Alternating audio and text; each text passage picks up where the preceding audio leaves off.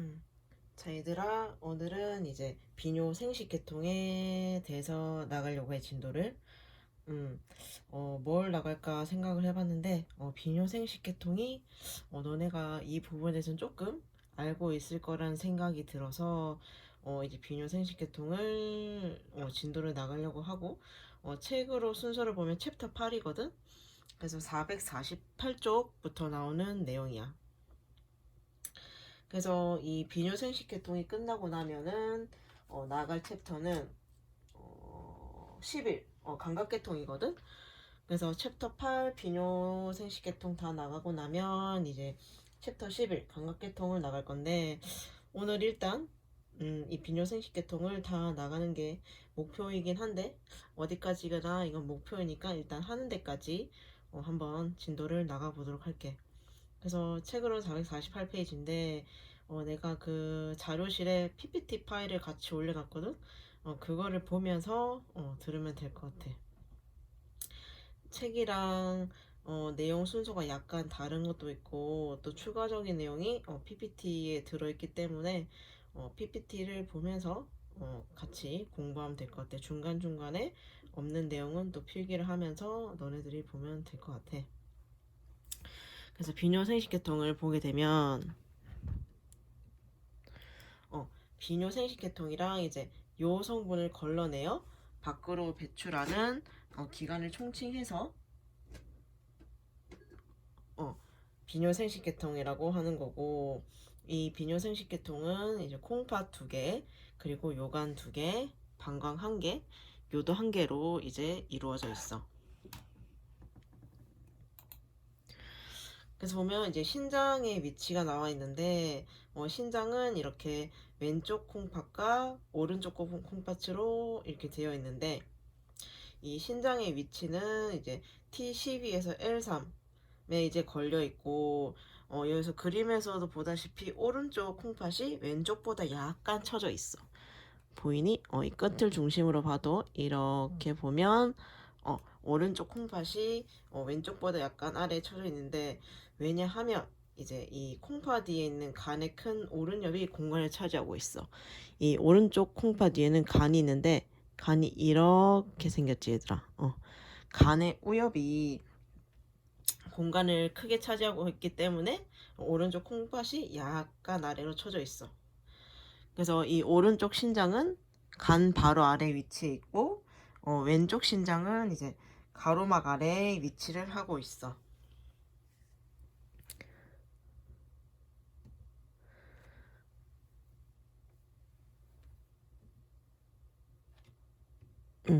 그래서 아마 이 그림이 나와 있을 건데 우리 콩팥의 단면은 겉질하고 속질로 나뉘어져 있거든. 여기가 겉질, 그리고 여기가 속질. 로 나누어져 있고 이 그림이 잘 안 보여서 내가 그림을 하나 다시 추가를 했는데 크게 보이지 얘들아. 콩팥은 이렇게 겉질과 속질로 나뉘어져 있고 우리 이제 콩팥의 기본적인 단위인 신원 즉 네프론 들어갔지 얘들아. 이 네프론은 콩팥의 겉질과 속질 중에 이제 겉질에 속해 있는 거야. 그리고 그 네프론이 한쪽 콩팥에만 이제 100에서 150만 개 정도가 있다. 그래서 우리 콩팥의 구조를 보면 이제 겉질, 속질로 나눠져 있고 이제 먼 쪽 곱슬 세간, 뭐 콩팥 소체, 토리 쪽 곱슬 세간, 뭐 사구체, 사구체 주머니 이렇게 있는데 여기서 사구체를 통해서 우리가 이제 콩팥의 중요한 역할인 혈액의 여과가 이루어지는 거야. 여기 사구체에서. 그래서 우리 콩팥의 길이는 약 한 11cm라고 보면 돼. 되게 작지. 그리고 무게도 120g에서 150g. 즉 한 목욕비누 보통 그만한 크기라고 보면 돼. 그래서 뒤에 가면 네프론 얘기가 나오는데 네프론을 이제 같은 말로 이제 신 단위라고도 하고 콩팥 단위, 신장 단위 이렇게도 말할 수가 있는데 이제 신장의 구조와 기능을 이루는 기본 단위로서 이제 오줌을 생성하는데 이제 관여를 한다 네프론이 그렇게 볼 수가 있다. 그래서 아까도 말했듯이 콩팥 단위는 이제 신소체라는 주머니라는 게 사구체와 사구체 주머니를 말하는 거고, 근위세뇨관, 같은 말로 토리 쪽 곱슬 세뇨관, 그리고 헬레고리, 그리고 원위 세뇨관이 먼쪽 곱슬 세뇨관, 그리고 집합관으로 구성이 되어 있고, 아까도 언급했듯이 이제 보통 신장 한쪽에만 이제 100에서 150만 개의 콩팥 단위가 이제 존재를 한다.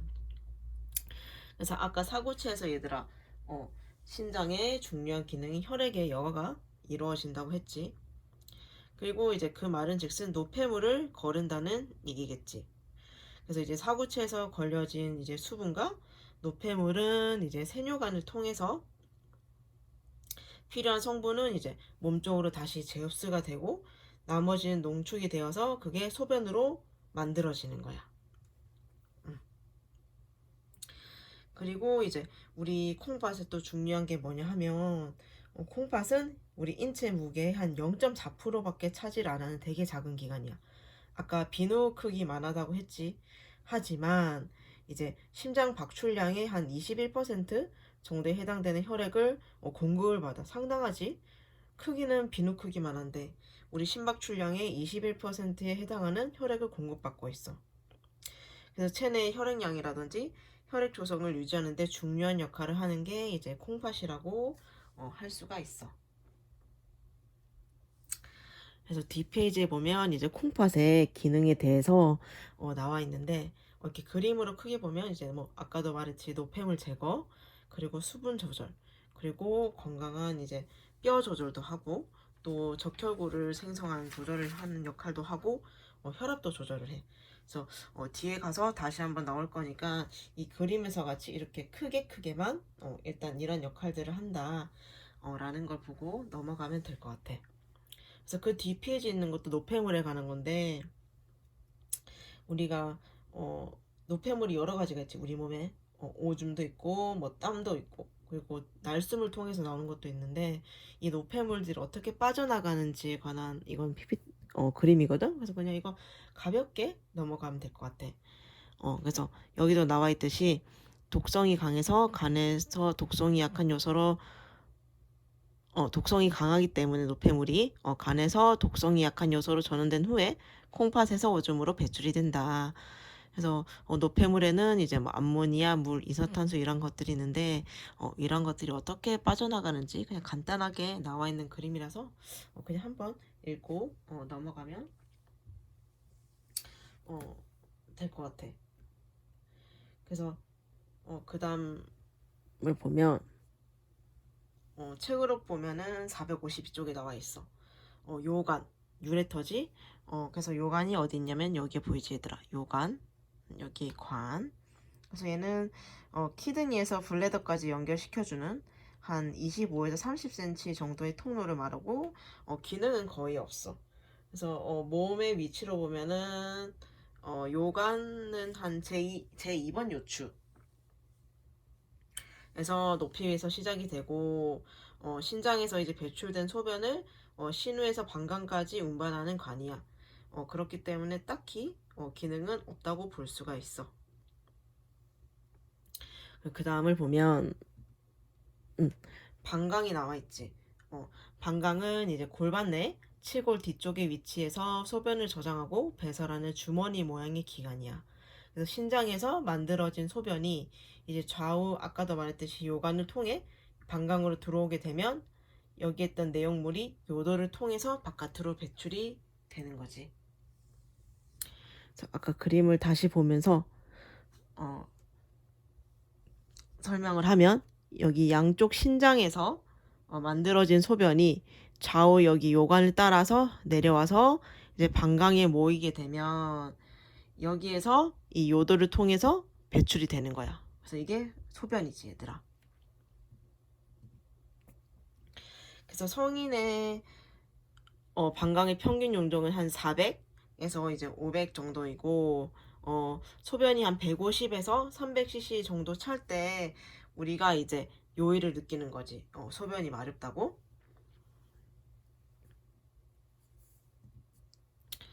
그 다음이 우리가 볼 게 요도.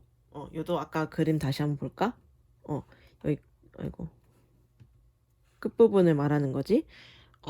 여기이고, 방광으로부터 이제 바깥 요도 구멍으로 소변을 배출하는 그런 역할을 하고 있어. 그래서 여성의 요도는 이제 치골 결합의 뒤쪽 아래에 위치하며 질의 앞쪽 벽에 부착이 되어 있어. 그리고 남성의 요도는 방광의 밑부분에서 음경의 끝까지 이어져 있어. 그래서 너네도 알다시피 여성의 요도 길이는 짧지. 3에서 4cm밖에 안 되고 남자는 요도의 길이가 20cm야. 좀 길지. 그렇기 때문에 여성이 이제 감염에 걸릴 위험이 조금 더 높다. 요도의 길이가 짧기 때문에.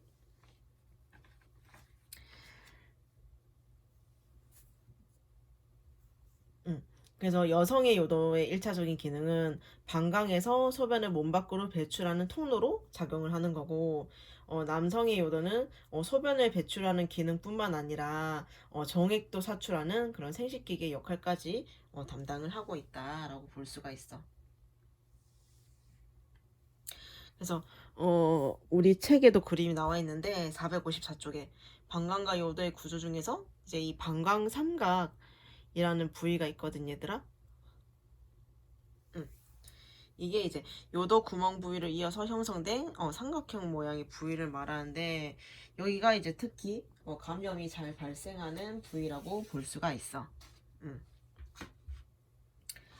그래서 우리가 감염이 생겼다고 하면은 이제 이 부위에 이제 발생했을 가능성이 높다고 볼 수가 있다라고 보는데, 그 다음 또 볼게.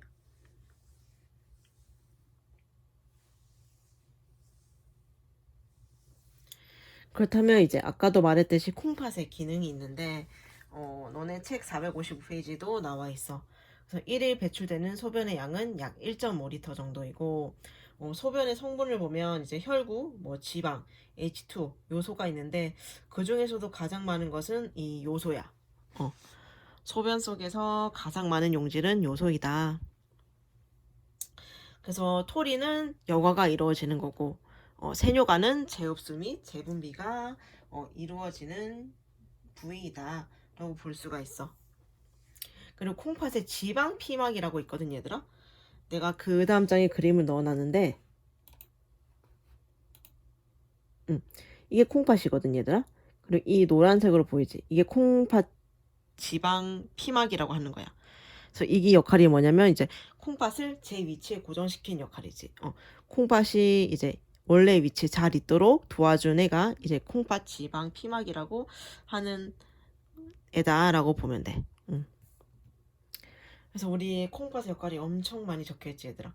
혈액 중에 과다한 수분을 걸러내기도 하고, 생체 내 성분을 일정하게 조절도 한다. 그치? 왜냐하면 이제 생명을 유지하기 위해서는 이제 외부 환경과 우리 체내의 다양한 변화에 대응해서 우리 몸이 일정한 환경을 유지해야 돼. 그래서 이제 다양한 생명 유지 현상이 일어나는 이제 바탕이 되는 체액이 일정한 상태를 유지하는 것이 되게 중요한데, 콩팥은 우리 소변으로 이제 뭐 수분 또는 뭐 나트륨, 뭐 칼륨, 칼슘이라든지 마그네슘과 같은 전해질도 배출하고, 또는 이제 중탄산 또는 수소이온의 양을 되게 조절하는 역할도 해. 되게 중요한 역할을 하지. 그래서 우리 몸의 체액의 양이라든지 그 안에 녹아있는 이제 전해질의 농도 또는 산염기 편형 상태가 일정히 유지되도록 하는 게 이제 콩팥의 역할이라고 볼 수가 있어. 그래서 생체 내 성분 일정하게 조절, 생체 내 항상성 유지, 체액의 조성과 용량 조절이 좀 전에 말했던 거의 다 포함이 되어 있지. 그리고 총 이제 혈액량도 조절을 한다. 그리고 혈액의 pH도 조절을 하고 혈액의 삼투압도 조절을 하고 이제 호르몬 생성도 하는 거지. 그래서 아까 보면은 이제 적혈구 얘기가 잠깐 나왔는데, 이제 콩팥이 그 적혈구 생산을 자극하는 에리스로포이에틴이라는 것을 이제 생성하게끔 해. 그래서 얘는 골수에서 적혈구의 성숙을 촉진해서 빈혈을 방지하는 거야. 이 에리스로포이에틴이라고 하는 것이. 그래서 얘를 생산할 수 있도록 하는 게 이제 콩팥이다.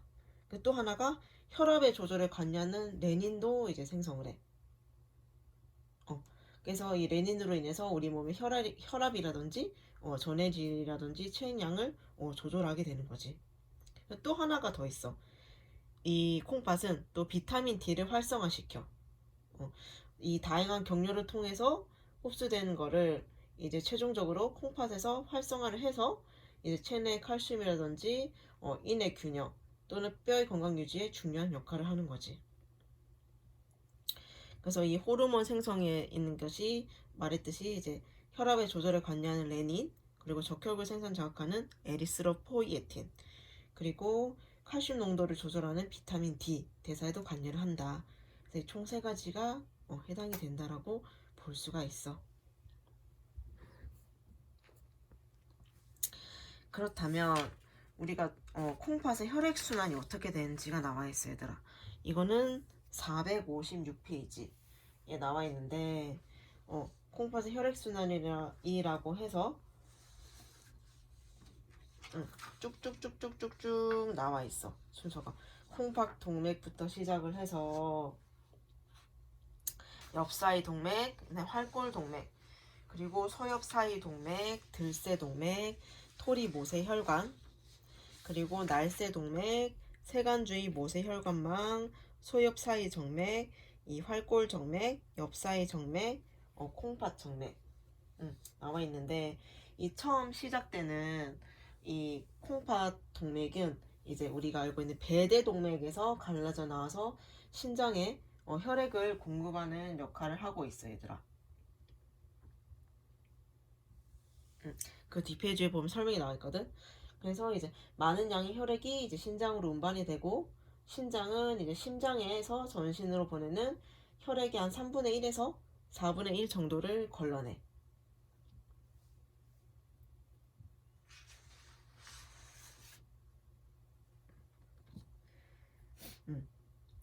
그리고 이제 이 콩팥 동맥은 이제 혈압이 높고 낮아짐에 따라 이제 근육을 확장시키거나 수축시켜서 이제 혈류량을 조절하는 기능을 해. 이게 중요한 역할을 하지.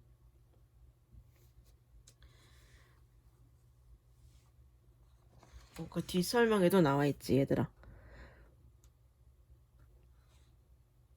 여긴 빠져 있구나. 그렇기 때문에 여기서 또 레닌이라는 물질 얘기가 나올 건데, 좀 전에도 말했듯이 콩팥 동맥은 혈압이 높고 이제 낮아짐에 따라 이제 근육을 확장시키거나 수축시켜서 혈류량을 조절하는데, 예를 들어 신동맥이 협착증이 됐어.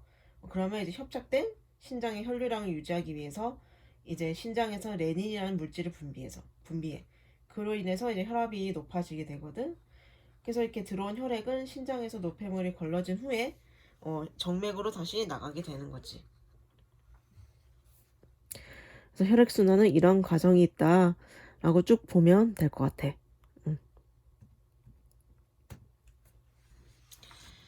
그래서 그 다음으로 보아야 할 것은 우리 456쪽에 4번 나와 있지, 얘들아. 콩팥의 자동 조절이라는 게 나와 있어. 그래서 이 말이 뭔가 봤더니, 이거는 이제 신경이나 호르몬과 같이 이제 외부에 통제가 없이 콩팥 단위에서 혈류나 털이 여과율을 스스로 조절하는 거야. 그래서 외부의 힘을 받지 않고 이제 콩팥 내에서 스스로 조절하는 걸 말하는 거지. 이 콩팥의 자동 조절에 해당되는 설이 이 5가지가 나와 있어. 세포 분리설, 이제 콩팥의 내압설, 근원선설, 대먹이기 기전, 액성 조절, 이 5가지가 있다 라고, 이렇게 이 정도만 책에 나와 있는 내용을 한번 읽어보면 될 것 같아. 그래서 이제 그 다음으로 우리가 봐야 할 것이 여가. 여가인데 이것도 책에 보면 그 다음 페이지에 계속 나와 있지, 얘들아. 여가는 이제 토리에서의 물질 이동 현상을 말하는데, 여과량은 토리 혈압이 상승하면 자동적으로 증가를 해. 그래서 단백질 제외한 혈장 내 용질과 수분이 쉽게 통과할 수가 있지.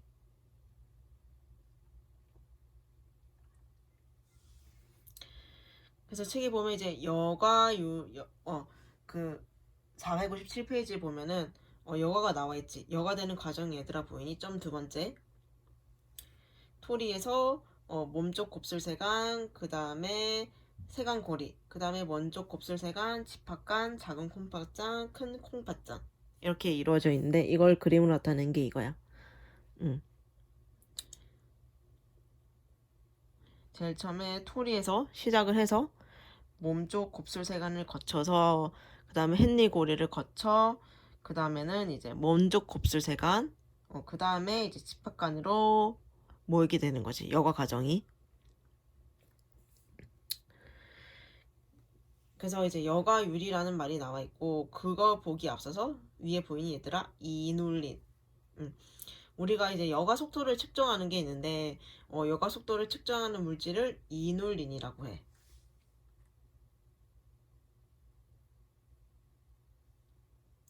그래서 이 이눌린은 인체에서 생성이 되지 않아. 그렇기 때문에 이제 우리 외부에서 주입을 해야 되는데 이눌린과 유사한 성질을 가진 게 있는데 그게 크레아틴이야. 그래서 이눌린은 이제 국화가의 땅속 줄기나 달리아의 알뿌리에서 이제 채집을 할 수가 있어. 그래서 이걸 우리가 흔히 접하는 뭐 반찬 이런 게보다는 재료들을 보면 이제 우엉이라든지 더덕 이런 데 들어있는 거거든. 그래서 여가 속도를 측정하는 물질이 뭐냐 하면은 이제 너네가 이눌린 이 세 글자를 떠올려야 돼.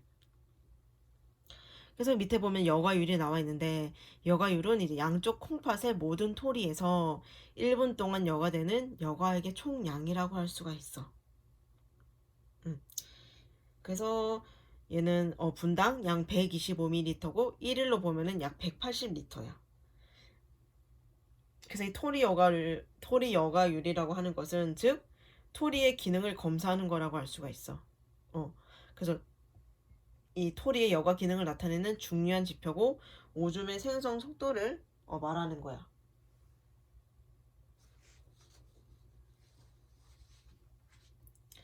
그래서 우리 이 여과율은 무엇에 따라서 이제 달라진다 라고 밑에 나와 있는데 뭐라고 나와 있니? 우리 여과율의 변화는 들새동맥이랑 날새동맥에 의해서 이제 변화가 일어나. 그래서 이 들새동맥이 수축하게 되면 이제 콩팥의 혈류량이 감소하겠지. 그렇기 때문에 토리 여과율도 감소를 해. 그리고 이제 날새동맥이 수축을 하면 모세혈관압이 상승함으로 따라서 자연스럽게 토리 여과율도 증가를 하게 되는 거지. 그래서 이 여과율은 들새동맥과 날새동맥에 의해서 이제 변화가 될 수 있다 라고 보면 되고요. 그 다음으로 이제 우리가 문제에서 잘 나오는 게 바로 밑에 있는 토리 여과압을 구하는 거야. 토리 여과압의 공식을 보면 토리 모세혈관의 정수압 빼기 혈액 콜로이드 삼투압 플러스 토리 주머니 삼투압이야. 그래서 그 책에 예시가 나와 있지 얘들아. 책의 예시를 보면 토리 모세혈관의 정수압은 70, 그리고 혈액 콜로이드 삼투압은 25, 그리고 토리 주머니의 정수압은 10이야. 그래서 이것을 대입해 보면은 70mmHg 빼기 그리고 25mmHg랑 10mmHg를 더한 것을 빼. 그러면 답은 35지. 그래서 이게 문제 어떻게 나오냐면 이제 이 세 가지를 주어 주겠지.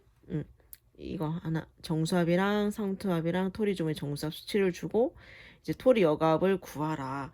이렇게 나오면 너네가 이 공식을 외웠다가 이 정답을 구할 수 있어야 돼 얘들아.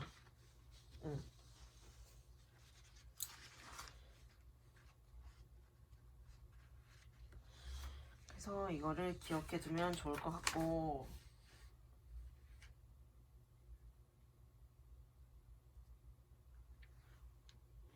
그 다음으로 볼게. 우리가 이제 458쪽에 넘겨서 보면은 콩팥 세간 제흡수라는 게 있어. 그래서 우리가 콩팥에도 아까 여러 부위가 있었지. 뭐 몸쪽 곱슬세간, 먼쪽 곱슬세간, 그리고 뭐 집합간이라든지 그 다음에 헨리고리 이런 게 있었는데 각각 고리에서 이제 흡수되는 물질이 있을 거 아니야.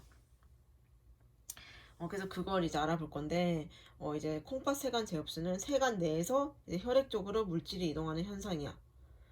그래서 우리 몸쪽 곱슬세간이 제흡수와 분비가 가장 활발히 이루어지는 곳이지. 우리 다시 아까 그림을 참고해서 볼까 얘들아? 잠깐 앞쪽으로 가면 어디 갔을까? 여기 보이지? 몸쪽 곱슬세간이 이 토리 쪽 곱슬세간이거든. 여기서 제흡수와 분비가 가장 활발히 이루어진다. 너네 PPT는 아까 콩팥세간 제흡수를 펼쳐놓고 이제 그림은 여기를 보면 될 것 같아. 그럼 더 쉽게 이해가 될 것 같거든. 그래서 이 몸쪽 곱슬세간, 즉 토리 쪽 곱슬세간에서 제흡수와 분비가 가장 활발히 이루어진다. 그래서 나트륨, CL, 칼륨 등의 제흡수가 이루어지는 것이 몸쪽 곱슬세간이다. 라고 보면 되고, 그 다음이 이제 콩팥세간 고리가 있어. 이게 무슨 말이냐면, 콩팥세간 고리가 이 고리를 말하는 거거든. 이 고리를 보면 얘들아 봐봐. 굵은 게 있지. 그리고 가는 게 있어. 그렇기 때문에 그 PPT에도 나와 있지. 가는 부위랑 굵은 부위. 그래서 이 가는 부위에서는 물의 제흡수가 이루어지고 이 굵은 부위에서는 나트륨, CL, 칼륨 등의 제흡수가 이루어진다. 그리고 그 다음에 먼쪽 곱슬세간이랑 집합간에서는 여기 집합간 보이지? 이 집합간이랑 먼쪽 곱슬세간에서는 이 바소프레신 등의 항인효 호르몬이 작용해서 토리 여가액의 12에서 15%가 제흡수가 된다라고 볼 수가 있어. 그래서 내가 너네 그 다음 페이지에도 나와 있었구나 그림이. 그 그림을 보는 게 나을 것 같아. 그래서 나와 있지. 여기에도 똑같이 먼쪽 세간, 토리 쪽 세간, 집합간, 헨리고리. 그래서 아까 여기가 굵은 거 보이지 얘들아? 이 굵은 거 여기가 가는 거. 그래서 각각 여기서 흡수되는 게 다르다. 그래서 이 그림이랑 아까 내용들을 다시 한 번 더 보면 될 것 같고. 그래서 이제 459페이지에 보면은 이제 나트륨, 포도당, 아미노산, 단백질이 이제 어디에서 재흡수가 되는지 그리고 어떻게 재흡수가 되는지 나와 있어 얘들아. 그래서 보면 나트륨을 먼저 보면 나트륨의 재흡수는 몸쪽 곱슬세간에서 이루어진다. 그래서 몸쪽이 여기지 토리 쪽. 여기서 주로 이루어지고 이 알도스테론은 이제 나트륨을 재흡수하는 호르몬인 동시에 칼륨도 재흡수를 억제하는 호르몬이다. 그래서 이 알도스테론은 나트륨을 재흡수시키지만 칼륨은 재흡수를 억제를 해. 역할이 다르지? 나트륨은 재흡수를 하지만 칼륨은 재흡수하는 걸 억제하는 호르몬이 알도스테론이다. 그래서 나트륨의 섭취량이 많을 때는 토리의 여과량이 자연스럽게 증가를 하게 된다. 그래서 그 다음 보면은 이제 포도당이 나와 있어. 포도당도 이 토리 쪽 곱슬세간의 처음 부분, 여기에서 재흡수가 된다. 그래서 아까 나트륨도 토리 쪽 곱슬세간, 즉 몸쪽 곱슬세간에서 재흡수가 이루어진다고 했지. 그렇기 때문에 나트륨과 공통의 운반체에 의해서 함께 이동을 한다. 이 포도당은. 그리고 이 아미노산의 재흡수 보면 아미노산 또한 이 토리 쪽 곱슬세간에서 재흡수가 돼. 그렇기 때문에 나트륨의 운반체와 함께 결합을 해서 재흡수가 돼. 그래서 정상인에서는 이제 100%가 재흡수가 돼. 그리고 단백질의 재흡수를 보면 이제 미량의 알부민이 여과가 되며 얘도 또한 100% 재흡수가 된다. 그래서 나트륨, 포도당, 아미노산을 보면 다 토리 쪽 곱슬세간, 즉 몸쪽 곱슬세간에서 이제 재흡수가 되지. 그리고 아까 나트륨에서 알도스테론은 나트륨의 재흡수를 억제하지만 칼륨은 재흡수를 억제를 시킨다. 그래서 이거를 구분해서 알고 있으면 될 것 같아. 그리고 우리가 이제 또 봐야 할 것이 물의 재흡수인데 토리 여과량의 99% 이상이 물에 재흡수돼. 그래서 이 바소프레신과 같은 항인효 호르몬의 증가는 수분의 제흡수를 촉진시키겠지. 하지만 이제 이 항인효 호르몬의 분비가 저하되면은 배뇨량이 반대로 증가를 하겠지. 그걸로 인해서 이제 요붕증이 발생을 할 수가 있다. 그래서 우리가 탈수가 됐을 때는 항인효 호르몬이 어떻게 돼야 되겠니, 얘들아? 방출이 돼야 되겠지. 항인효 호르몬의 증가가 하면은 수분의 제흡수를 촉진하기 때문에 우리가 탈수 시에는 수분을 얼른 제흡수 시켜야 되겠지. 그렇기 때문에 탈수가 됐을 때는 항인효 호르몬의 방출이 되도록 자극을 시키고, 우리 몸속에 수분이 많을 때는 항인효 호르몬의 분비를 억제시켜야 돼. 이해가 됐지, 얘들아? 응. 그래서 물의 제흡수가 이루어지는 것을 봤더니 얘는 토리 쪽 곱슬세관, 즉 근위세뇨관에서도 이루어지고 헨리고리에서도 이루어지고 몸쪽 곱슬세관, 즉 원위세뇨관에서도 이루어지고 집합관에서도 이루어진다고 볼 수가 있어.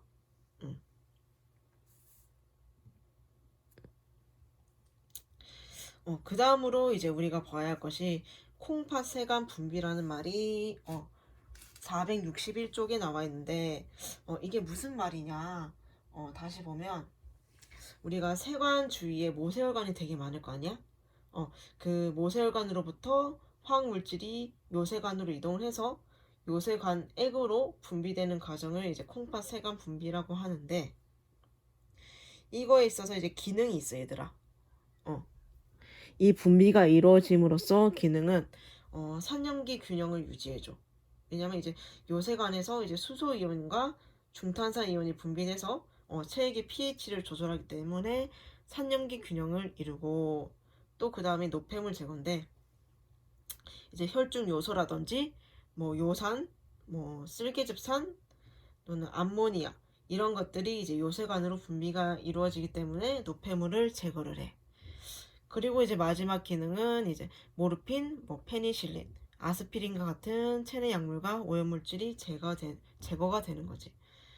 그래서 이 세관 주의 모세혈관으로부터 화학물질이 요세관으로 이동해서 그게 요세관액으로 분비되는 과정에 있어서 이 세 가지 기능이 있다. 그래서 이것이 거창하게 적혀 있는 게 이제 그 461쪽에 콩팥세관 분비에 해당되는 이제 내용이었어, 얘들아.